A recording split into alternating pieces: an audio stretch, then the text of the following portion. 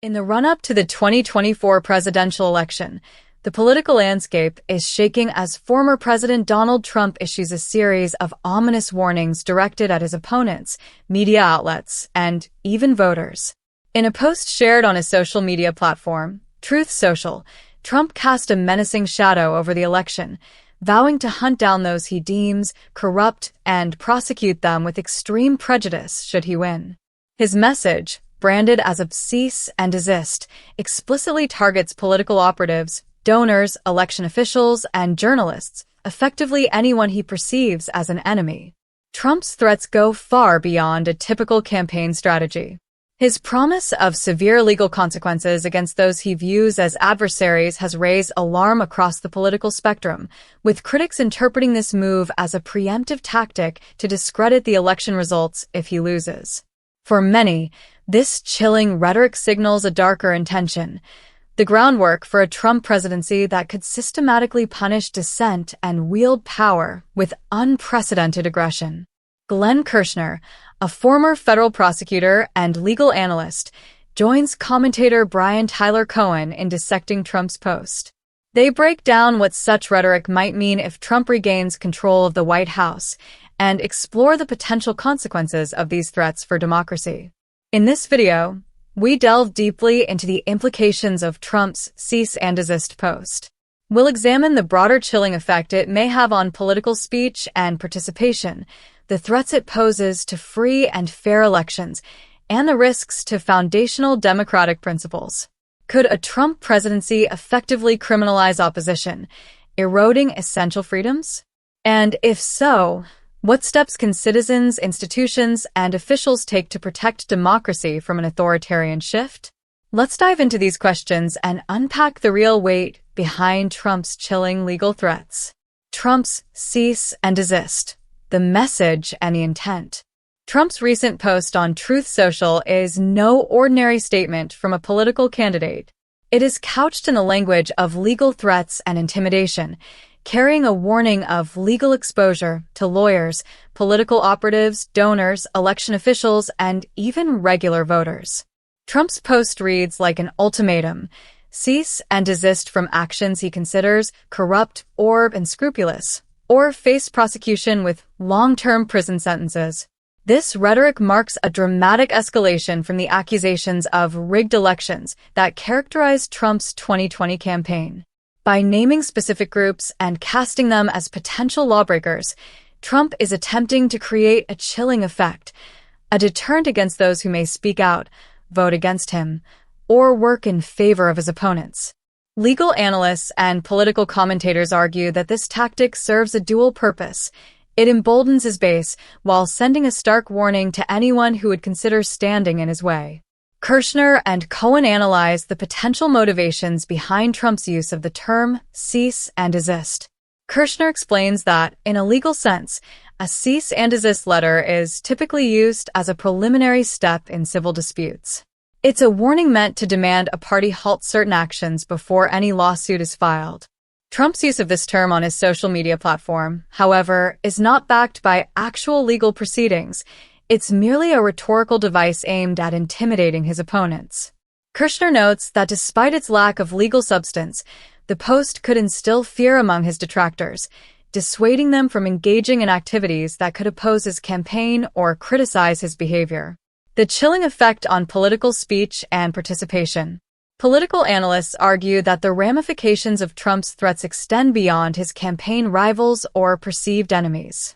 Trump's post effectively puts all political participants, whether they are politicians, media, or voters, on notice. Kirshner and Cohen discuss how this chilling effect could manifest, warning that his threats may drive fear among journalists, political operatives, and even ordinary voters. For instance, some media outlets have already demonstrated reluctance in how they approach coverage of Trump's campaign. The Washington Post and the Los Angeles Times, for example, declined to endorse a candidate in 2020 for the first time in decades. Analysts have suggested that media organizations, wary of Trump's combative attitude toward the press, may be tempering their criticism or refraining from endorsing candidates altogether to avoid being cast as adversaries. By casting legal exposure in broad terms, Trump is framing those who challenge him as potential criminals. For instance, he claims that corrupt election officials who are working against him could face prosecution. However, this could encompass anyone performing standard election oversight duties, such as validating election results or certifying vote counts. Kirshner argues that this could deter election officials from fulfilling their roles accurately or speaking up about any discrepancies in the election process. The threat to free and fair elections. Trump's rhetoric has added a layer of tension and anxiety to the 2024 election process. Legal scholars caution that Trump's statement could influence the behavior of not just voters, but also officials responsible for managing the election itself. Election officials may feel compelled to avoid any actions that could be construed as corruption in Trump's eyes, potentially compromising their impartiality or prompting them to stay silent if they witness misconduct. Moreover, Cohen and Kirshner point out that Trump's tactic of preemptively declaring the 2024 election rigged sets up a narrative for discrediting the results if he loses. This mirrors his strategy in 2020, where he spent months leading up to the election claiming it would be stolen, and then used these unfounded claims to contest his loss. Kirshner emphasizes that, while Trump's current rhetoric may lack the force of law, it lays the foundation for post-election challenges that could be disruptive and divisive. Legal experts are particularly concerned about Trump's invocation of prison sentences for anyone involved in unscrupulous behavior. By threatening legal consequences, Trump could be discouraging people from participating in routine political activities that are essential to a functioning democracy. Kirshner argues that such rhetoric could suppress not only voter turnout but also the willingness of legal professionals, activists, and journalists to engage in the electoral process. Could Trump's threats lead to real legal action? In his analysis, Kirshner warns that although Trump's post lacks any actual legal basis, his words could translate into real legal action if he regains presidential power. Trump's disdain for separation between the executive branch and the Department of Justice, DOJ, suggests he could seek to use the DOJ as a tool for retaliation. According to Kirshner, Trump could conceivably pressure the DOJ to investigate or prosecute his perceived enemies, transforming the justice system into a weapon against political opposition. The concept of illegal exposure, as Kirshner calls it, is an alarming prospect. If Trump were to leverage his power to bypass constitutional protections, he could target individuals and institutions that oppose him. This includes journalists, election officials, and even private citizens who criticize his administration. Cohen and Kirshner also voice concerns about the current Supreme Court's potential support for Trump's actions, particularly given recent decisions that have expanded presidential powers. The role of the Supreme Court in enabling Trump's vision. Kirshner draws attention to the role of the Supreme Court in shaping the legal landscape that could facilitate Trump's threats.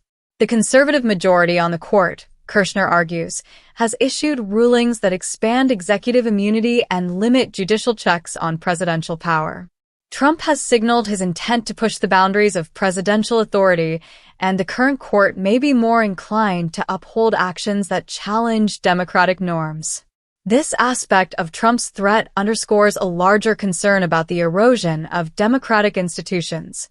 Kirshner and Cohen caution that if Trump returns to the White House, he could further consolidate power, making it increasingly difficult for other branches of government to act as a check on executive overreach. They highlight that Trump's threats could effectively silence critics, reduce accountability, and set a precedent for future leaders to exploit. Citizen action and the importance of voting. Cohen and Kirshner close their analysis by stressing the importance of active participation in the democratic process, particularly voting. They urge viewers to ensure their voices are heard by voting early and encouraging others to do the same. Trump's threats, they argue, make it all the more urgent for citizens to engage in the electoral process and uphold democratic principles. Early voting and absentee ballots, they say, are essential tools for ensuring voter participation and minimizing logistical issues on Election Day. In Kirshner's view, this election represents a critical juncture for American democracy. With Trump openly signaling his intent to punish dissent, the stakes are higher than ever. Cohen echoes this sentiment, emphasizing that those who care about preserving democratic values must act decisively to prevent a return to authoritarian governance. They encourage viewers to take responsibility for the outcome by voting, volunteering, and staying informed. Trump's recent post on Truth Social may be dismissed by some as empty bluster, but its potential consequences cannot be ignored. His threats against opponents, media figures, and even voters signal an alarming disregard for democratic norms and the rule of law. By casting dissenting voices as criminals and promising harsh penalties, Trump is attempting to reshape the 2024 election into a referendum not on policy, but on loyalty to his vision. Legal analysts like Glenn Kirshner warn that Trump's rhetoric is far more than political theater. It represents a deliberate effort to undermine trust in the electoral process and intimidate those who might oppose him.